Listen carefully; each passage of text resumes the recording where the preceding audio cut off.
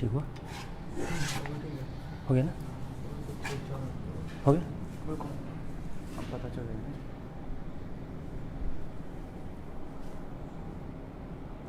ठीक है। बस तो हम इलेक्ट्रिसिटी एक्ट 2021 को समझने की कोशिश करते हैं। Sorry, there is some technical problem at the initial of the class, it will sort out soon. हाँ, तो इलेक्ट्रिसिटी एक्ट 2021, इसमें प्रॉब्लम क्या है? इलेक्ट्रिसिटी एक्ट 2021 की प्रॉब्लम क्या है? ये मतलब इसमें समस्या क्या है? जो सरकार ने जो इलेक्ट्रिसिटी एक्ट 2021 किया है, यह फेडरल स्ट्रक्चर को कैसे प्रभावित करता है? हम अपने सवाल पे आते हैं।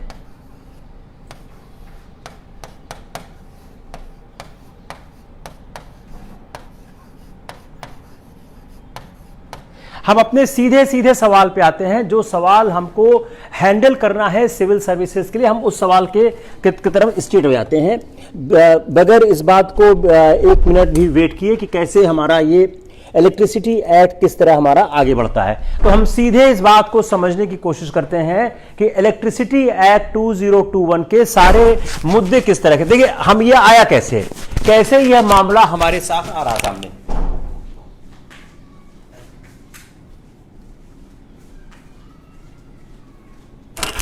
अब ये फेडरल स्ट्रक्चर को प्रभावित कैसे कर रहा, कैसे हमारा इलेक्ट्रिसिटी एक्ट 2021 फेडरल स्ट्रक्चर को प्रभावित कर रहा है। अब पहली बात क्या है? पहला सवाल प्रीलिम्स का, इलेक्ट्रिसिटी किस लिस्ट में है? देखिए, पहला सवाल आपके 2021 का है, इलेक्ट्रिसिटी किस लिस्ट में है। अब अगर सवाल आ जाएगा, जो मैं बार बार कहता हूं कि आप अपने करंट अफेयर से आप अपने ट्रेस करो अपने क्वेश्चन पेपर को। उसके कहने का मतलब क्या है कि आपके करंट अफेयर से आपका क्वेश्चन पेपर कैसे ट्रेस होता है। आप अगर सीधा देखो तो इलेक्ट्रिसिटी किस लिस्ट में है, यह क्यों पूछा जा रहा है? क्योंकि 2021 के एक्ट में, इलेक्ट्रिसिटी एक्ट में इलेक्ट्रिसिटी का मुद्दा खड़ा हुआ। किस में है? ये कॉन्करेंट लिस्ट में है। एक सवाल आपके प्रीलिम्स का तैयार हो गया कि इलेक्ट्रिसिटी हमारे कॉन्करेंट लिस्ट में है। पहला सवाल आपके प्रीलिम्स का, स्टेट ऑफ ए क्वेश्चन कि electricity is in the concurrent list. दूसरी बात, राज्य विरोध क्यों कर रहे हैं? देखिए, राज्य विरोध क्यों कर रहे हैं?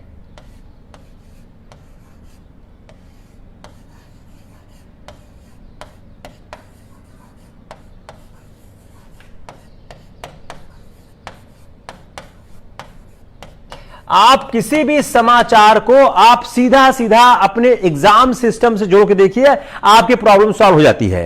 राज्य इसका विरोध क्यों कर रहा है? पहली बात, इलेक्ट्रिसिटी किस लिस्ट में है, पहला। दूसरा, इसका राज्य विरोध क्यों कर रहे हैं? राज्य क्यों कर रहे हैं? राज्य क्यों कह रहे हैं यह फेडरल स्ट्रक्चर को प्रभावित करेगा?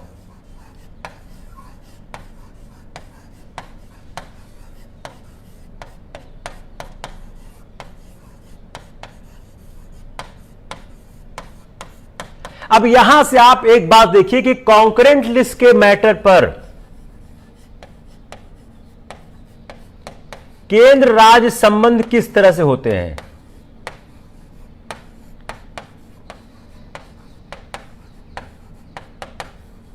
मैं फिर रिपीट कर रहा हूं for the sake of the clarification कि जो इलेक्ट्रिसिटी एक्ट 2021 है, उस इलेक्ट्रिसिटी एक्ट 2021 से पहला मैंने सवाल खड़ा किया कि इलेक्ट्रिसिटी संविधान की किस अनुसूची में आता है। तो इलेक्ट्रिसिटी संविधान की कॉन्करेंट लिस्ट में आता है या केंद्र राज्य संबंध को कैसे प्रभावित कर। Now you open the article 254 of the constitution, open करिए।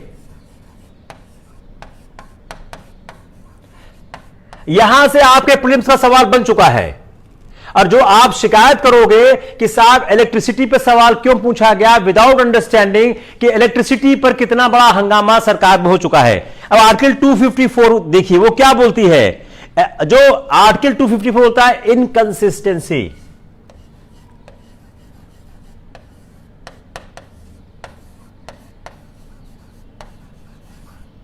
Between union and state. अगर कोई कानून कॉन्करेंट लिस्ट पर बनाया जाता है, उस कॉन्करेंट लिस्ट पर बनाए गए कानून में अगर कोई इनकंसिस्टेंसी आती है, मान लीजिए यूनियन, अब कॉन्करेंट लिस्ट है, यूनियन भी बना सकता है, स्टेट भी बना सकता है। यूनियन ने बनाया कानून, स्टेट ने बनाया कानून, उसमें इनकंसिस्टेंसी आ गई। उस इनकंसिस्टेंसी को आप कैसे हैंडल करेंगे? आर्टिकल 254 आंसर करता है। आप लोग आर्टिकल 254 पढ़ लीजिएगा, मैंने डिटेल पढ़ाया हुआ है, there is no need to repeat it again. अब हम आते हैं नेक्स्ट पार्ट पे, कैसे अगला पार्ट इसका डिफाइन। अब जब ये इलेक्ट्रिसिटी एक्ट 2021 आएगा, क्या होगा? प्राइवेट प्लेयर्स को एज मिलेगा।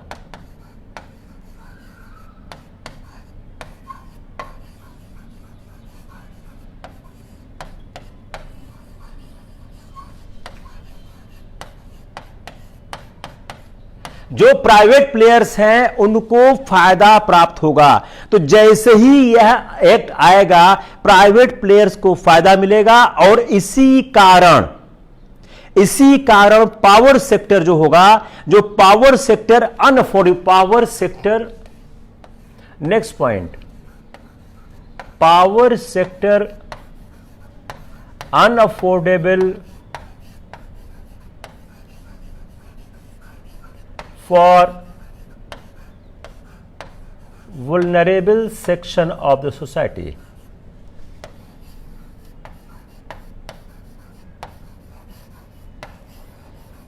जो हमारा गरीब तबका है, उस गरीब तबके के लिए पावर सेक्टर जो है अनअफोर्डेबल होगा, वह पावर सेक्टर में अफोर्ड नहीं कर पाएगा।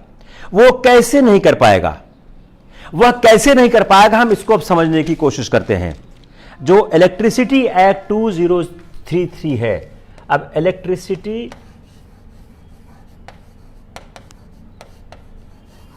एक्ट 2003, इसमें अमेंडमेंट किया गया। इलेक्ट्रिसिटी एक्ट 2003 में अमेंडमेंट किया गया। अब अमेंडमेंट कर से क्या किया गया?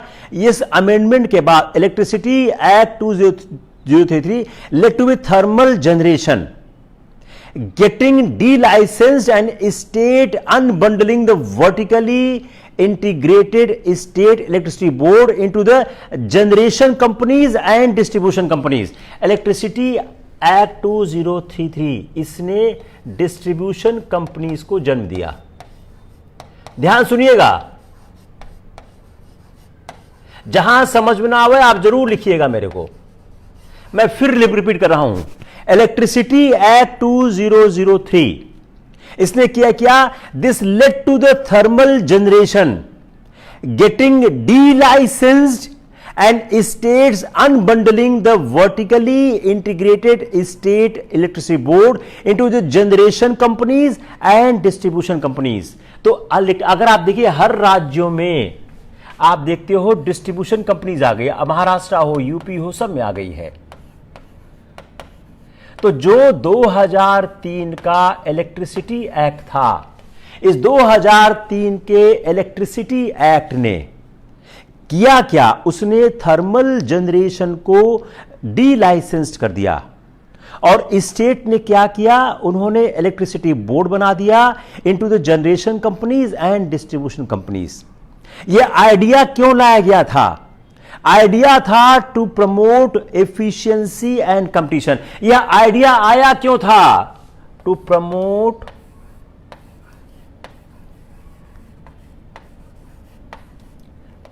कंपटीशन एंड एफिशिएंसी, प्रतिस्पर्धा एंड दक्षता लाने के लिए, प्रतिस्पर्धा और दक्षता के लिए यह प्रावधान लाया गया। प्रतिस्पर्धा और दक्षता के लिए यह प्रावधान लाया गया। लेकिन हुआ क्या प्रतिस्पर्धा और दक्षता ही नहीं आ पाई? क्यों? हमारी डिस्कॉम कंपनीज लॉस में चल रही हैं। तो सरकार ने एक नए तरीके से सोचने की कोशिश की।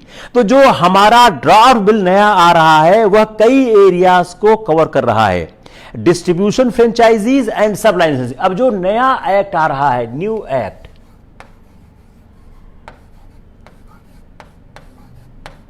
यह कई एरियाज को कवर करेगा। तो जो पुराना एक्ट था, उस पुराने एक्ट के बाद ये कई एरियाज को कवर करेगा। वो एरियाज क्या क्या होंगे, कौन कौन से एरियाज ये कवर करेंगे? इन एरियाज में महत्वपूर्ण चीज क्या है? डिस्ट्रीब्यूशन, फ्रेंचाइजीज, सब licence, subsidy, distribution, franchises,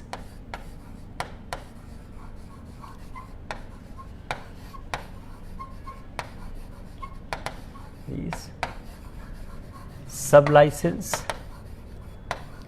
subsidy. तीन महत्वपूर्ण एरियाज को यह कवर करेगा।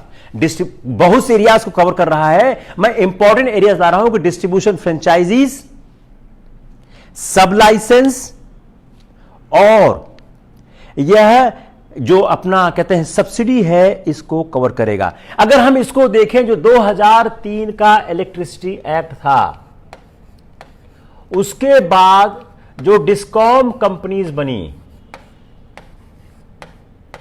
उन डिस्कॉम कंपनीज ने क्या किया? जो 2003 के एक्ट के बाद डिस्कॉम कंपनीज बनी, उन डिस्कॉम कंपनी से क्या हुआ?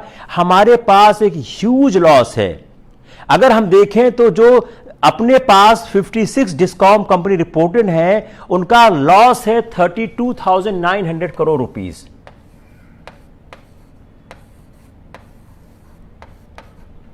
इतने रुपीस का लॉस है। जो अपनी डिस्कॉम कंपनीज हैं, जो अपने पास 56 डिस्कॉम कंपनीज हैं, वह लॉस करें। तो इस लॉस को कवर करने के लिए, यह लॉस न हो, दक्षता आवे, हम नया इलेक्ट्रिसिटी एक्ट लेके आ रहे हैं। Hope it is clear? अगर क्लियर हो गया तो हम आगे बढ़ते हैं। तो हम आपको फिर ले चलते हैं मेंस के सवाल की तरफ। अब जो एक नया एक्ट है, इस नए एक्ट में क्या खास बात है? ब्रॉड ऑब्जेक्टिव क्या है? देखिए, कोई भी आप सवाल पढ़िए, आप उसका ब्रॉड ऑब्जेक्टिव समझिए। इसका ब्रॉड ऑब्जेक्टिव क्या है? What is the broad objective of 2021 draft act? 2021 के ड्राफ्ट एक्ट का ब्रॉड ऑब्जेक्टिव क्या है? जो ब्रॉड ऑब्जेक्टिव बताया गया है वो क्या है? Ensure consumer centricity. पहला क्या है? Ensure consumer centricity. इसको हिंदी में क्या बोलेंगे? उपभोक्ता केंद्रित प्रवृत्ति को सुनिश्चित करना। दूसरा, promote ease of doing business. दूसरा, promote ease of doing business.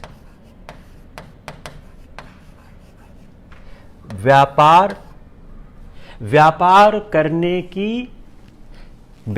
करने की सहूलियत का अविस्तार। तीसरा, enhance sustainability of the power sector. Enhance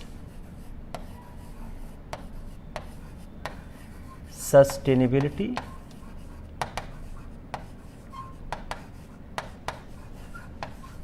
of power sector.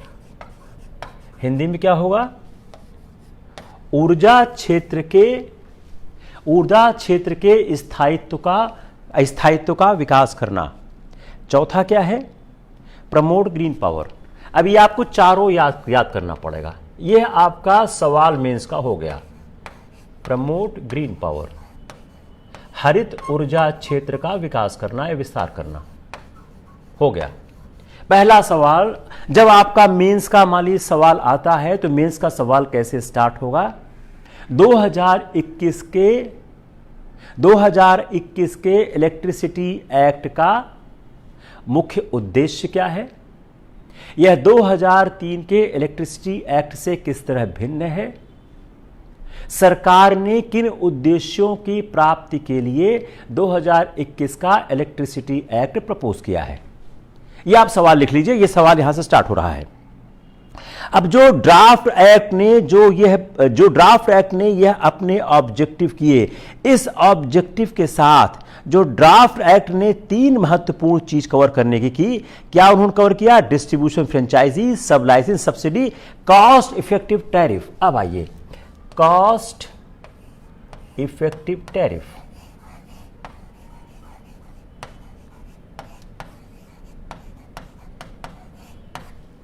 जो कॉस्ट इफेक्टिव टैरिफ है, यह एक बहुत महत्वपूर्ण मुद्दा लेकर सामने आया।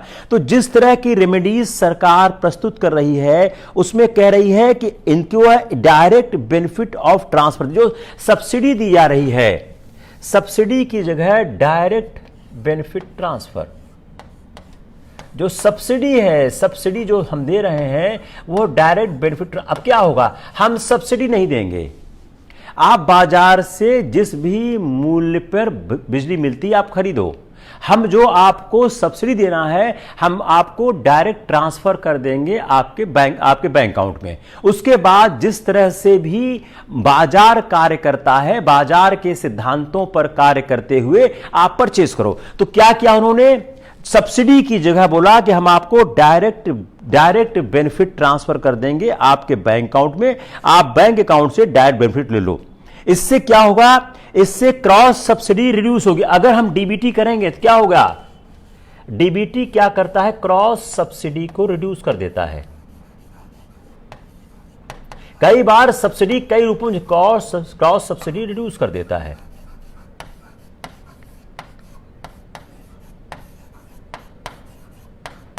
तो डायरेक्ट बेनिफिट ट्रांसफर से क्रॉस सब्सिडी रिड्यूस हो जाती है। तो जो रोल ऑफ डिस्ट्रीब्यूशन है, सब लाइसेंशन है, उसमें एक फर्क आएगा। अब हम यह आते हैं लास्ट पार्ट पे कि राज्य विरोध क्यों कर रहे हैं? राज्य विरोध क्यों कर रहे हैं?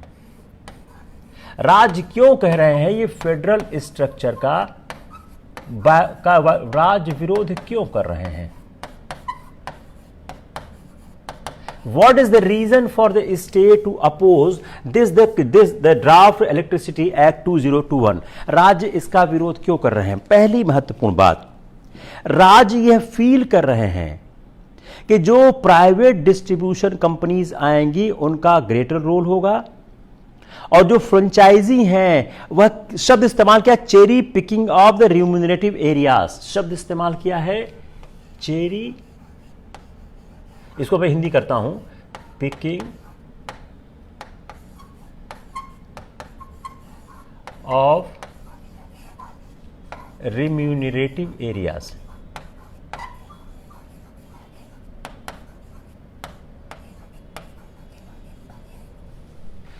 जब आप इसको ओपन कर दोगे तो जो प्राइवेट प्लेयर्स हैं वह उन्हीं एरियाज को चूज करेंगे जिसमें लाभ हो, लाभप्रद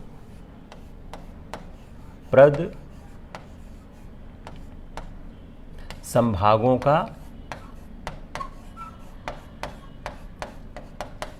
का प्राइवेट संस्थान चुनाव करेंगे।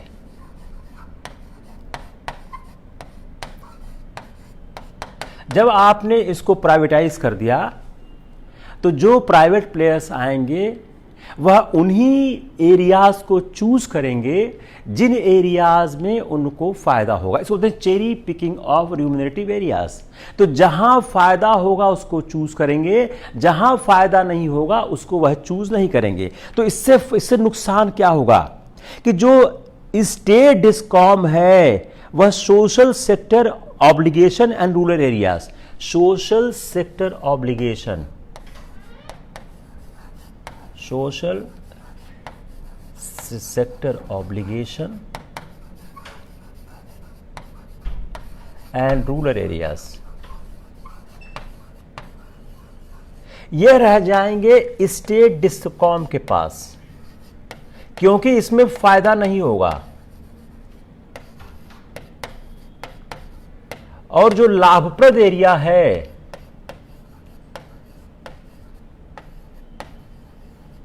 वह रह जाएगा, वह चला जाएगा प्राइवेट प्लेयर के पास।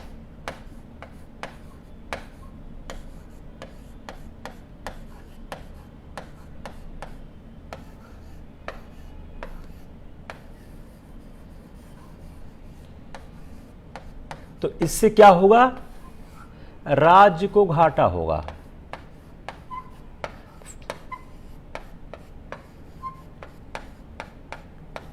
इससे क्या होगा? इससे राज्य को घाटा होगा। अब फिर सुनिए कि जो प्राइवेट प्लेयर्स आएंगे वो cherry picking of limited areas करेंगे। तो जो लाभप्रद एरिया है वह ले जाएंगे, और जो सोशल सेक्टर और रूरल एरियाज है जहां पर फायदा नहीं होता है, जहां पर सरकार सोशल रिस्पॉन्सिबिलिटी करती है, वह एरिया चला जाएगा स्टेट डिस्कॉम के पास। तो स्टेट डिस्कॉम और लॉस में चला जाएगा। तो राज्य की अपनी भूमिका जो एक होती है वह राज्य अपनी भूमिका का निर्वाह नहीं करेगा। तो इससे क्या होगा? इसको हम कंक्लूड करते हैं, क्या होगा? मैसिव लॉस होगा। क्योंकि फायदा तो चला गया, हमारे पास लॉस ही लॉस रह गया, तो इससे हमको मैसिव लॉस होगा।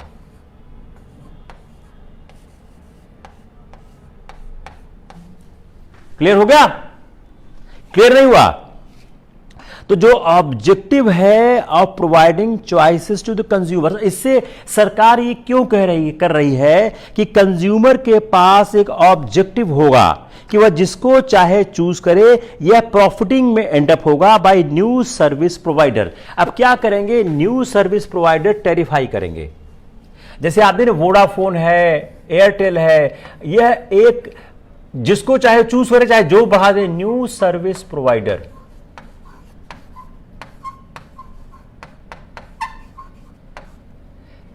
आएंगे,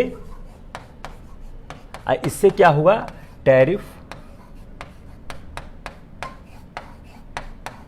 हाई होगा। इससे क्या होगा? टैरिफ हाई हो जाएगा। इससे जो इलेक्ट्रिसिटी का जो दाम है वो बढ़ जाएगा। तो जो objective of providing choices to the consumer, जो एक ऑब्जेक्टिव है कि हम कंज्यूमर को चॉइस प्रोवाइड करें कि वह जिसको चूज करे या ना करे, यह एक लाभ बढ़ाने में मदद करेगा प्राइवेट प्लेयर्स को, और लोगों का नुकसान करेगा। अब जो डीबीटी है क्या करेगा? डीबीटी हैवी सब्सिडी को, अब डीबीटी का फायदा क्या होगा कि वह हैवी सब्सिडी को खत्म कर देगा और वह फ्री पावर सप्लाई करेगा। जो फ्री पावर सप्लाई है,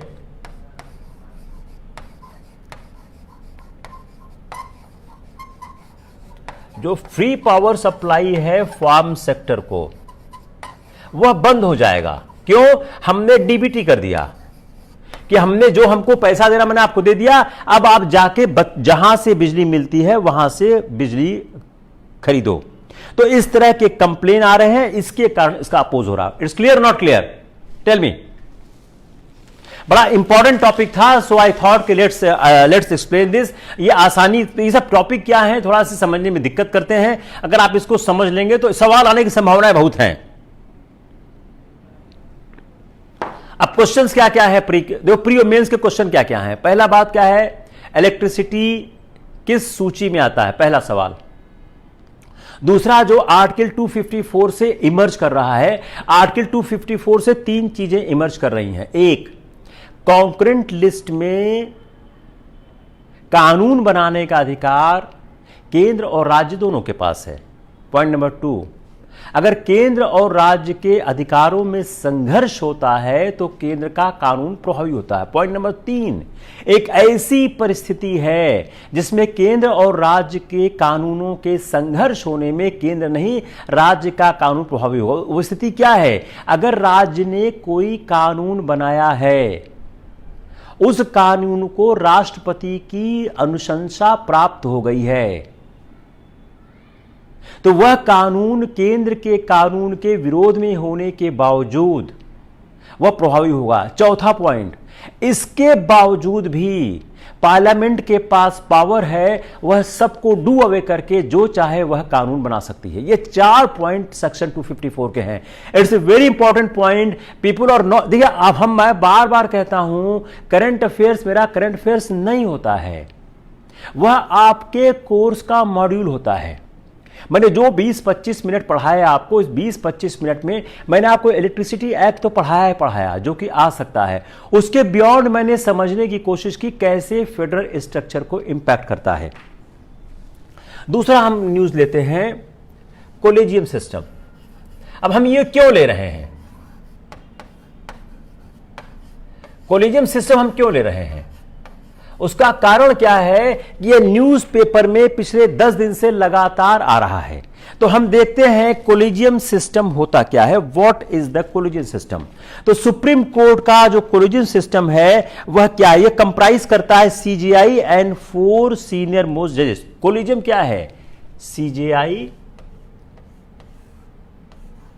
प्लस 4 सीनियर मोस्ट जजेस। तो जब सुप्रीम कोर्ट के किसी जज का फैसला होना होता है, उस जज के फैसले को कौन फैसला करता है? सीजीआई और 4 सीनियर मोस्ट जजेस का एक कोलिजियम है, एक समूह है जो यह फैसला करता है कि हाई कोर्ट से किन किन जजेस को सुप्रीम कोर्ट में आना चाहिए। तो हम पहले देखते हैं जो कोलिजियम अपना है, वह कोलिजियम सिस्टम स्टार्ट कहां से होता है? यह स्टार्ट होता है chief justice of India plus 4 senior most जजेस ऑफ सुप्रीम कोर्ट। क्लियर? पहला ही सवाल हो गया, बड़ा आसान सवाल है। अब जजेस हु सक्सीडेड द सीजीआई, अब इस दूसरा point number 1, point number 2, next to CGI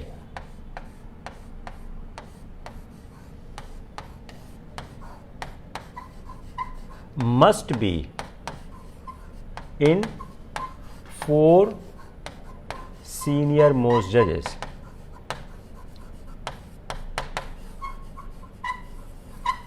जो व्यक्ति चीफ जस्टिस ऑफ इंडिया को रिप्लेस कर रहा है वह इन 4 जजेस में होना चाहिए। अगर दूसरी बात, अगर वह इन 4 जजेस में नहीं है, दो चीज है, द जज who is to succeed the CJI should be included. यह जो 4 सीनियर मोस्ट जजेस हैं इसमें नेक्स्ट टू सीजेआई इंक्लूड होना चाहिए। Point number 3, if he is not included,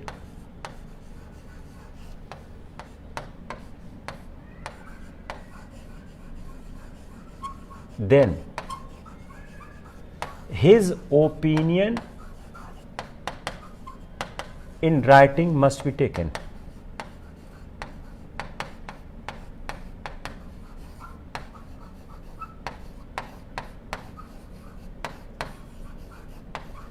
clear हुआ? हमने 3 बात कहने की कोशिश की। पॉइंट नंबर 1, जो कोलिजियम है उसमें सीजीआई प्लस 4 सीनियर मोस्ट जजेस होते हैं। सेकेंड, जज जो सक्सीड कर रहा है सीजीआई को वह इसमें शामिल होना चाहिए। अगर कोई सिचुएशन ऐसी अराइज होती है कि वह इसमें शामिल नहीं है, if he is not one of the 4 senior most जजेस, their view should be taken in writing. उसका जो व्यू है इन राइटिंग लेना चाहिए। Point number 1। नेक्स्ट पॉइंट, जो सीनियर मोस्ट जजेस ऑफ सुप्रीम कोर्ट है वह उस हाई कोर्ट को बिलोंग करता है जहां की रिकमेंडेशन आ रही है। चौथा पॉइंट, जो जज सुप्रीम कोर्ट में है, जो सीनियर मोस्ट जज सुप्रीम कोर्ट में है, सीनियर मोस्ट जज ऑफ द सुप्रीम कोर्ट, जो जज सुप्रीम कोर्ट का है सीनियर मोस्ट, उसकी ओपिनियन जरूरी है। किसके लिए? जिस हाई कोर्ट का आदमी, जिस हाई कोर्ट का जज सुप्रीम कोर्ट आ रहा है, इसको हम आसान करते हैं। मान लीजिए इलाहाबाद हाई कोर्ट से एक जज का एलिवेशन हो रहा है सुप्रीम कोर्ट दिल्ली में, तो जो इलाहाबाद हाई कोर्ट का सीनियर मोस्ट जज सुप्रीम कोर्ट में है, उसके ओपिनियन को लेना आवश्यक है। क्लियर हो गया? क्लियर हो नहीं हुआ? अगर इन चार लोगों में, अगर मान लीजिए इलाहाबाद हाई कोर्ट का एक व्यक्ति सुप्रीम कोर्ट में आ रहे हैं और इलाहाबाद हाई कोर्ट का कोई आदमी इन 4 सीनियर मोस्ट जजेस में नहीं, कोलिजियम नहीं है, और आसान कर देते हैं, अगर इलाहाबाद हाई कोर्ट का कोई भी जज कोलिजियम में नहीं है, तो जो सुप्रीम कोर्ट में इलाहाबाद हाई कोर्ट का सीनियर मोस्ट जज है, उसकी ओपिनियन लेना आवश्यक है। क्लियर होने? क्लियर हुआ? यहां 2 सिचुएशन क्रिएट हो रही हैं। सिचुएशन नंबर 1, जो कोलिजियम बनाई गई, उस कोलिजियम में सीजीआई प्लस 4 सीनियर मोस्ट जज हैं, लेकिन उस कोलिजियम में कोई इलाहाबाद हाई कोर्ट के जज नहीं है, लेकिन इलाहाबाद हाई कोर्ट के चीफ जस्टिस को इंपैनल किया जा रहा है या सुप्रीम कोर्ट लिया जा रहा है। चूंकि कोलिजियम में कोई इलाहाबाद हाई कोर्ट का जज नहीं है, देयरफॉर जो सीनियर मोस्ट जज इलाहाबाद हाई कोर्ट का सुप्रीम कोर्ट में है, उनसे उस जज के बारे में ओपिनियन ली जानी चाहिए। It's clear? Not clear? Clear हो गया? नहीं क्लियर हुआ?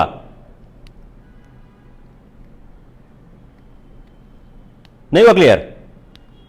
अब जो यह रिकमेंडेशन देंगे, जो रिकमेंडेशन ऑफ कोलिजियम है, along with the view of its member and that of the senior most of Supreme Court, जो हेल करता है फ्रॉम द हाई कोर्ट, जहां से आदमी रिकमेंड हो रहा है, वह कन्वे किया जाना चाहिए chief justice of India to the government of India. वह चीफ जस्टिस ऑफ इंडिया को देगा, वो गवर्नमेंट ऑफ इंडिया को देगा। नेक्स्ट पॉइंट, जो सब्सटेंस है और व्यूज है of the other consulted by the chief justice of India, particularly those of non-judges, members of the bar, should be stated in the memorandum and be conveyed to the government of India. Next क्या है? Opinion of bar. अब ये थोड़ा collegium के बाहर जा रहा है, लेकिन जो अपना व्यू है, चीफ जस्टिस क्या करेंगे? Chief justice of India consult करेंगे नॉन जजेस से।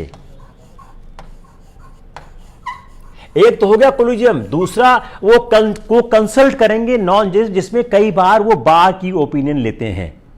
तो जो सब्सटेंस ऑफ व्यू है अदर्स कंसल्टेड बाय सीजीआई का, जो सीजीआई ने अदर आदमी का व्यू कंसल्ट किया, जिसमें मुख्य रूप से हैं जो नॉन जजेस हैं, जिसमें मेंबर्स ऑफ बार होते हैं, वह लिखा जाना चाहिए in writing in the memorandum.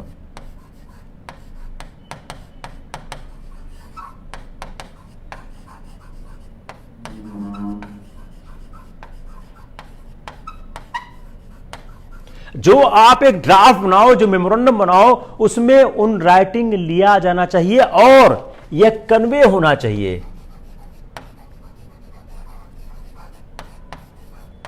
यह गवर्नमेंट ऑफ इंडिया को बताया जाना चाहिए कि यह ओपिनियन मेरे पास आई है और उसका जिक्र उसमें होना चाहिए। पॉइंट नंबर 6 क्लियर हो रहा नहीं हो रहा है? यह बड़ा इंपॉर्टेंट सवाल है इस साल के लिए। अगर 2 members of the collegium dissent, CGI should not persist with the recommendation. If 2 members decent,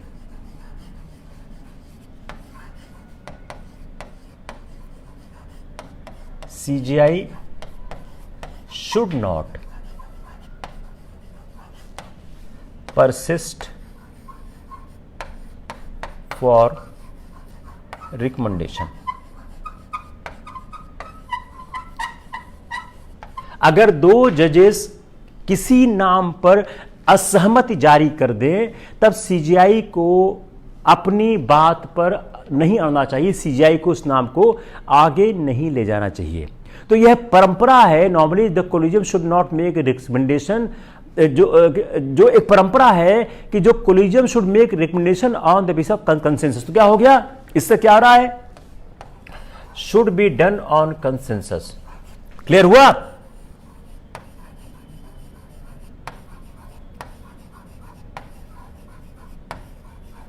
अगर दो जजेस डिसेंट कर देते हैं तो उस नाम को आगे नहीं बढ़ाया जाना चाहिए। तो यह परंपरा है। नॉर्मली होता क्या है कि यह कंसेंसस के आधार पर होता है कि जब कंसेंसस होती है तभी इस बात को बढ़ाया जाता है।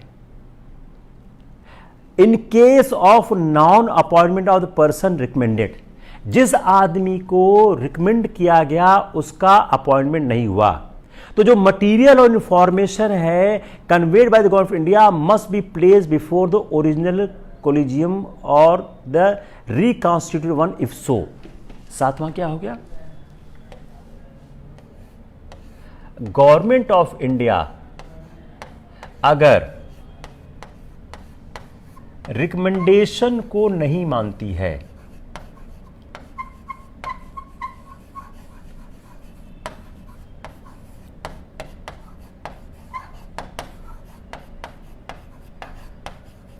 तब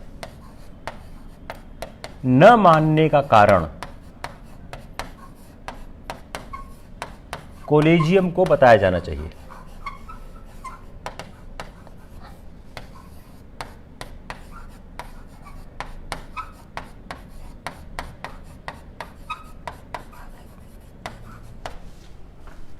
अगर गवर्नमेंट ऑफ इंडिया उस आदमी का अपॉइंटमेंट नहीं करती है जिसका कोलिजियम रिकमेंड करती है, तब गवर्नमेंट ऑफ इंडिया को वह सारे कारण बताए जाने चाहिए ओरिजिनल कोलिजियम के सामने कि उसने क्यों नहीं रिकमेंड किया है। और अब कोलिजियम के पास रास्ता है अपने रिकमेंडेशन को विड्रॉ करे या उसको रीआइट्रेट करे। चाहे अब जब यह उसको बताया गया तो अब कोलिजियम के पास दो ऑप्शन है, या तो अपने रिकमेंडेशन को विड्रॉ करे। अब इसके बाद क्या होगा, गवर्नमेंट ऑफ इंडिया ने कारण बताया, अब कोलिजियम क्या कर सकता है, या तो कोलिजियम रिकमेंडेशन को विड्रॉ करे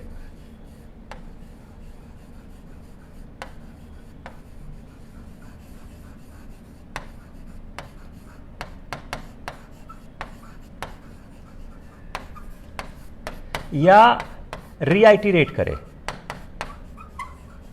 मतलब क्या हुआ, या तो जो गवर्नमेंट की संस्तुति है कि हम नहीं मान रहे हैं उसके आधार पर अपने रिकमेंडेशन को विड्रॉ कर ले, या उसको बोले नहीं मैं इसको अपॉइंट करना चाहिए। अगर रीआइटरेट करता है सरकार को मानना पड़ेगा।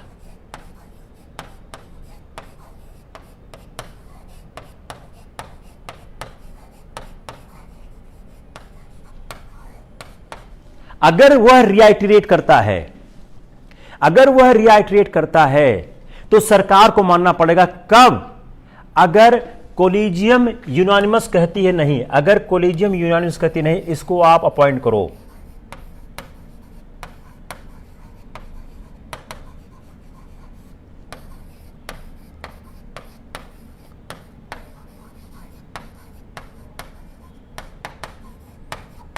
अगर कोलिजियम कहती है आप उसको अपॉइंट करो, तब सरकार को यह मानना पड़ेगा।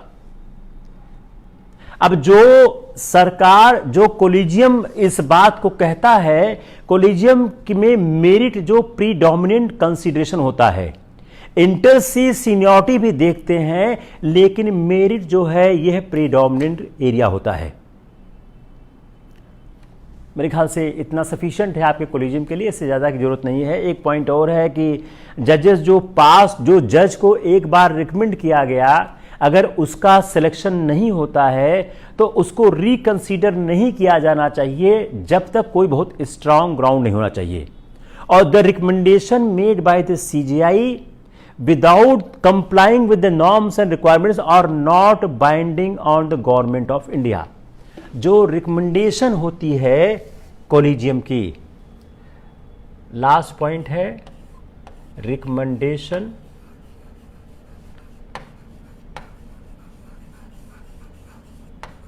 कोलिजियम की है बाइंडिंग नहीं है गवर्नमेंट ऑफ इंडिया पे, बाइंडिंग नहीं है गवर्नमेंट ऑफ इंडिया पर। तो जो रिकमेंडेशन हो, the recommendation made bye CGI without complying with the norms, अगर जो रिकमेंडेशन है इसको सीजीआई करते हैं, सीजीआई की विदाउट कंप्लाइंग द नॉर्म्स, अगर जो नॉर्म्स लिखा गया है, अगर सीजीआई ने इस नॉर्म्स को कंप्लाई नहीं किया तो सरकार पर बाइंडिंग नहीं होगा। अब देखिए यह सवाल महत्वपूर्ण क्यों हो गया। आप समाचार पत्रों में पढ़ रहे हैं कि चीफ जस्टिस ऑफ इंडिया ने कुछ रिकमेंडेशंस दिए हैं, उस रिकमेंडेशंस पे रिजर्वेशन है। यह भी कहा जा रहा है कि रोहिंटन नॉरिमन साहब ने कुछ रिकमेंडेशन पे अपनी आपत्ति जाहिर की है। यह पब्लिक डोमेन में नहीं है, यह लगातार कहा जा रहा है। सीजीआई ने इस बात पर आपत्ति भी जारी की है कि जो हमारी कोलिजियम के रिकमेंडेशन है इस पर कयास न लगाए जाएं। तो इन परिस्थितियों को देखते हुए यह सवाल महत्वपूर्ण हो गया। मैं बार बार एक बार रिपीट करता हूं हर लेक्चर पे, मेरा करंट अफेयर्स नहीं होता है, वह आपका स्टैटिक पार्ट होता है। यह पार्ट 2021 के एग्जाम में जितना ही महत्वपूर्ण है उतना 2025 के एग्जाम में भी होगा। 2021 के एग्जाम में इलेक्ट्रिसिटी एक्ट और कोलिजियम इंपॉर्टेंट क्यों हो गया? क्योंकि यह इस समय आपके सामने चल रहा है। Come on the next point, veto power of the president.